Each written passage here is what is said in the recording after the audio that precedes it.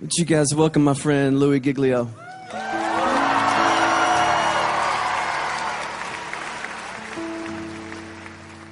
You guys can have a seat. Thank you so much. Man, what a great confession. We're calling this, I think you knew this already, the How Great Is Our God Tour. Not just because God has given Chris this phenomenal song that circled the globe, but we're calling it the How Great Is Our God Tour because we are here tonight worshiping a God that is far beyond anything we could ever dream of or imagine. We are here tonight to worship a huge, massive God of grace and glory. If there's anything that can happen tonight, our heart is that we will leave tonight with at least a couple of things having happened to us. One being that our view of God will be completely blown up all over again, and that the view that we have of God will be expanded in this place tonight. And that we will leave here with the confidence that He is able to hold on to us and hold us together no matter what circumstances come our way in this lifetime. And if you were with us on the Indescribable Tour, we sort of took a swing at that first part, looking at the bigness of God and the greatness of the universe. Anybody make it out to the Indescribable Tour, by the way? A few of you guys were there. The story of it in a nutshell was that the heavens are telling the glory of God. Their expanse declares the work of His hands. In other words, all you have to do is look up and you see the size of the God that we're worshiping tonight. We ended that, just a little review, with this galaxy right here, the Whirlpool Galaxy. You're like, man alive, we're talking about astronomy at a Christian worship service. Why not? The God that we're worshiping tonight is the one who created that right there. It's called the darling of astronomy. The reason why is it's sitting completely perpendicular to us on Earth. And when we look up at it, we get this beautiful view. But check this out. The Whirlpool Galaxy is 31 million light years away from where you're sitting right now.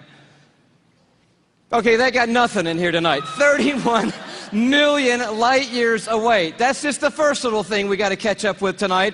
By the way, the story opens like this. In case you forgot, in the beginning, God created the heavens and the earth, and He said, "Let there be light," and there was light. And that was a phenomenal moment when that happened, because light came out of the mouth of God traveling 186,000 miles a second. That's how fast light is traveling through the universe. And so a light year, therefore, is how far light travels in 1 year, and I'll do the math for you. It's 5.88 trillion miles is a light year. So, as we talked about before, when you start to get around in the neighborhood of God, the mile is not going to help you. The yardstick, the ruler, the tape measure, these things are of no value in the universe that God has made. We're using a ruler called a light year that's 5.88 trillion miles long, and if you'd like to go to the Whirlpool Galaxy, be my guest. All you have to do is multiply 31 million, that's how many light years it is away,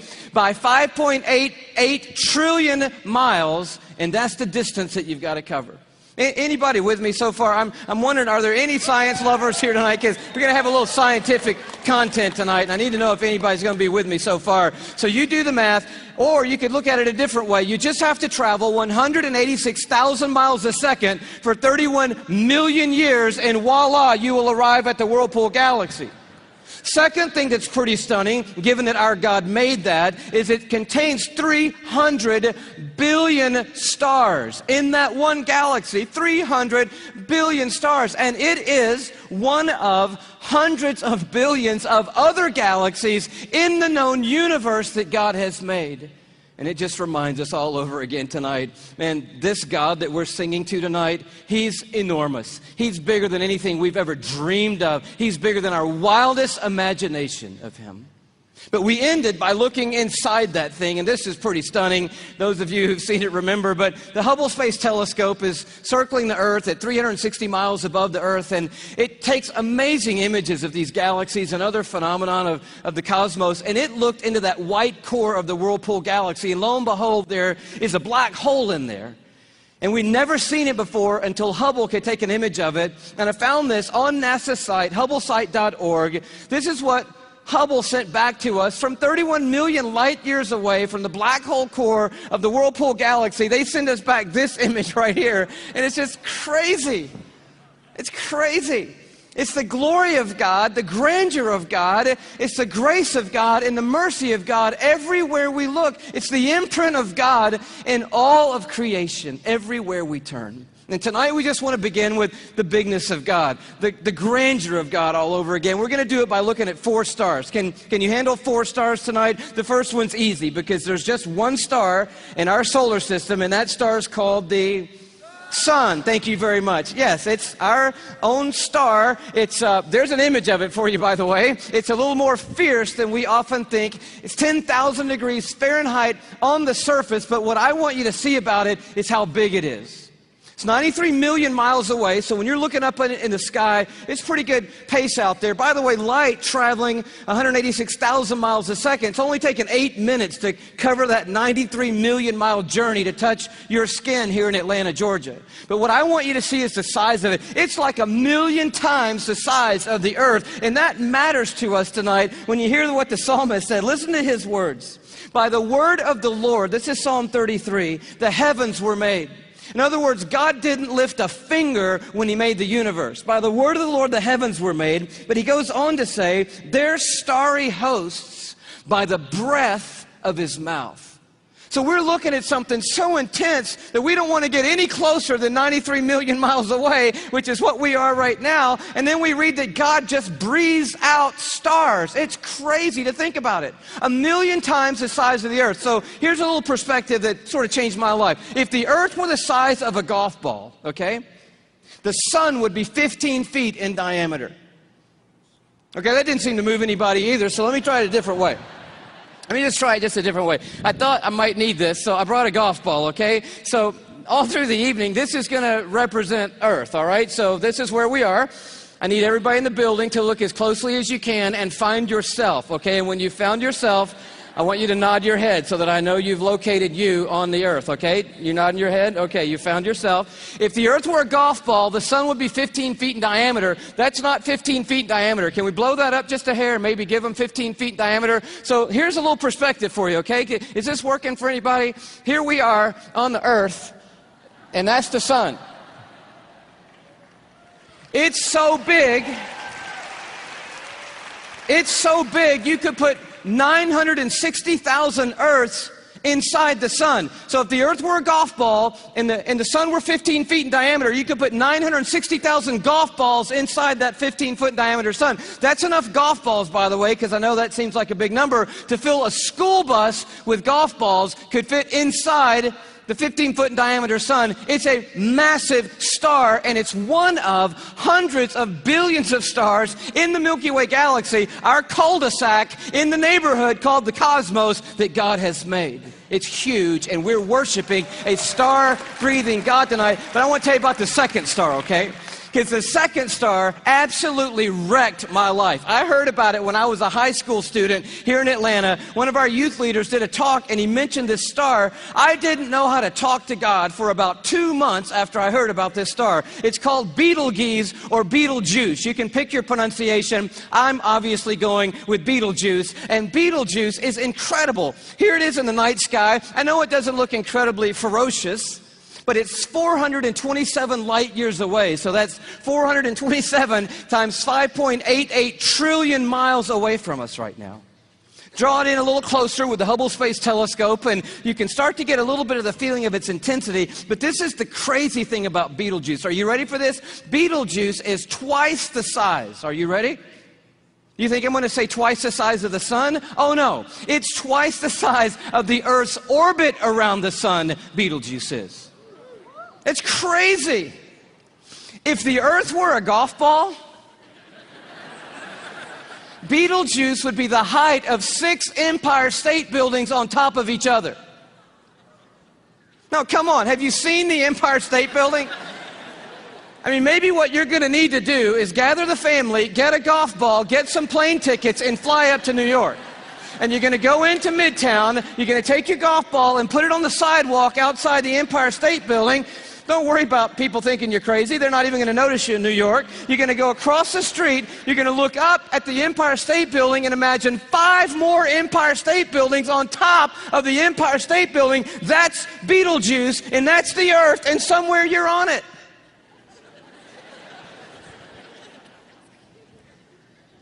You could fit 262 trillion Earths inside Betelgeuse. So if the Earth were a golf ball, that would be enough golf balls to fill up the Superdome with golf balls. 3,000 times.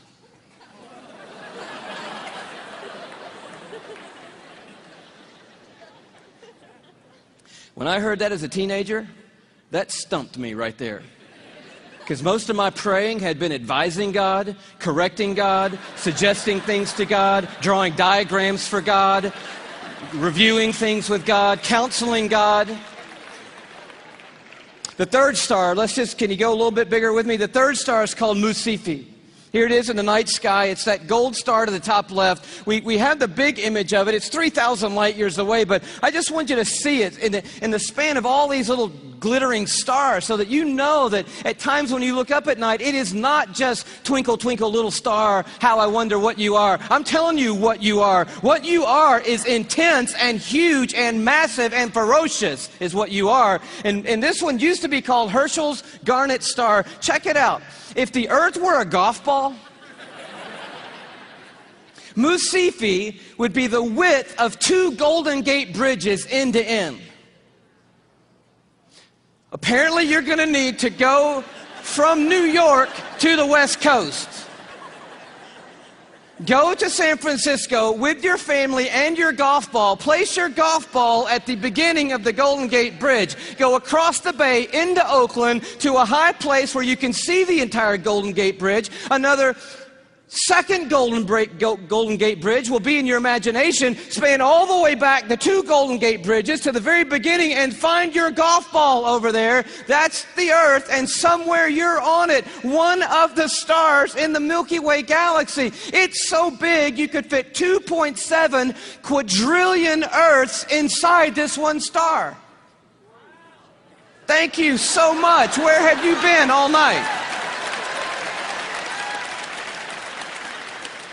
Now, quadrillion we have not talked about, and I need to explain this just briefly because I don't know about you, but I do not understand the national debt or any numbers bigger than about $875.28. I get that number. Go bigger than that, I don't know. But you need to understand a quadrillion, okay? Because this star is crazy big. A quadrillion, let's do it this way. Everybody knows a million, right? How many of you know what a million is? You can kind of get your head around a million. Everybody? All right. You know that a billion's 1,000 million, and a trillion is 1,000 billion, and a quadrillion is 1,000 trillion, right? Everybody knew that? Here's the perspective. This changed my life, right? A million seconds ago, 12 days ago. Isn't that cool? See, that saves you doing that on your little calculator at home, which I dare you to try to do when you get home tonight. But a billion seconds ago? You're thinking, oh my goodness, if it's 12 days ago, I'm going all the way back to like September with you, Louie. This must be crazy, right? How about May 1975 is a billion seconds ago? You're like, whoa, that's a little bit bigger than a million. Oh yeah. A trillion seconds ago, you're like, I'm on the 1800s. No. Christopher Columbus? No.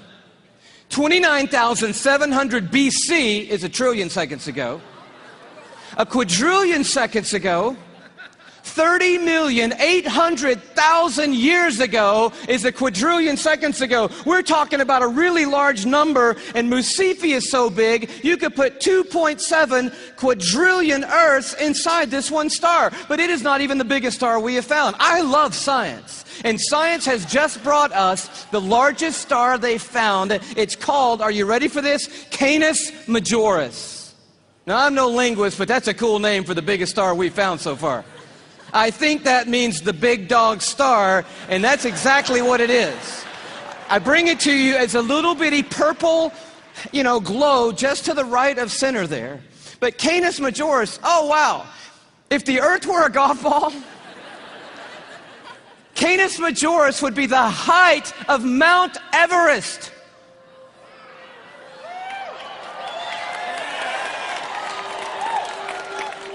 Thank you. You just saved your family plane fare from California to Kathmandu, Nepal. Almost 6 miles above sea level, the highest point on the planet, and I just dare you to get up there and unzip the parka and pull out your golf ball.